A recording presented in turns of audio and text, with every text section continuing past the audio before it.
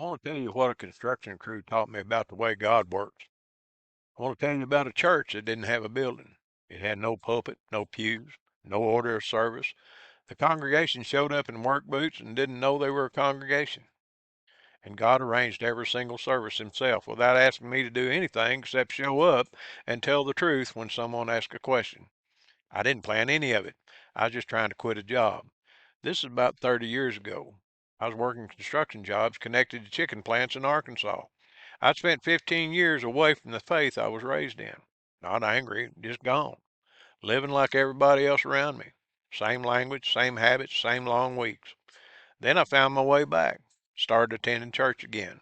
Eventually felt called to pastor, which I argued with God about for 3 years before I finally said yes.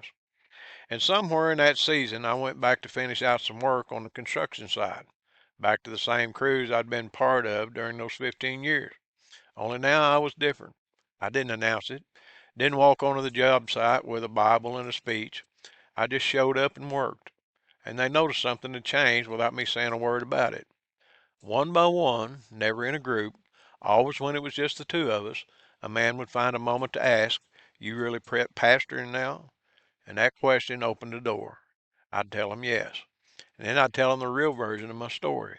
Not the cleaned up Sunday presentation, the actual 15 years, the wandering, the coming back, all of it. And every single time, without exception, the other person had a story too. Every man on that crew had been raised in church. Every single one. And every single one had something happen inside those walls that sent them out carrying a wound they'd never talked about out loud. Not until it was just the two of us with nobody else around. They weren't angry at God, not really. They were angry at people, at a deacon who cheated them, a pastor who broke their trust, a congregation that chose gossip over grace, an institution that failed them when they needed it most, and they'd been carrying it for years, decades in some cases, without ever bringing it to anyone. I tried to leave that job more than once. The timing never worked out. A door that should have opened didn't. A reason to stay one more week and then one more after that. I didn't understand it at the time.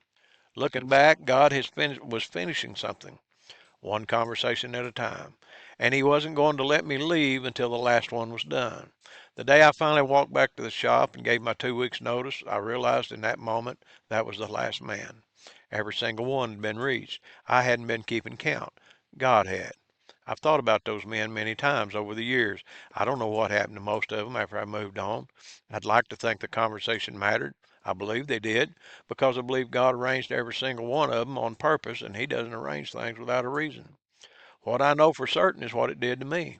It showed me who I was supposed to be talking to, years before I knew I'd ever be talking to people or anyone outside a small church in Arkansas. The man who used to go to church, who got hurt by people inside it, who walked out carrying something he was never meant to carry alone, that's not just a construction story. That's my inbox every week. That's the messages that come in at 2 in the morning from people I've never met who somehow found their way to a 77-year-old beekeeper from Arkansas on the internet. God was never in whatever drove him out. He was in the building. He was grieved by the same things they were grieved by, and he's been waiting patiently, without pressure, for someone honest enough to tell him that.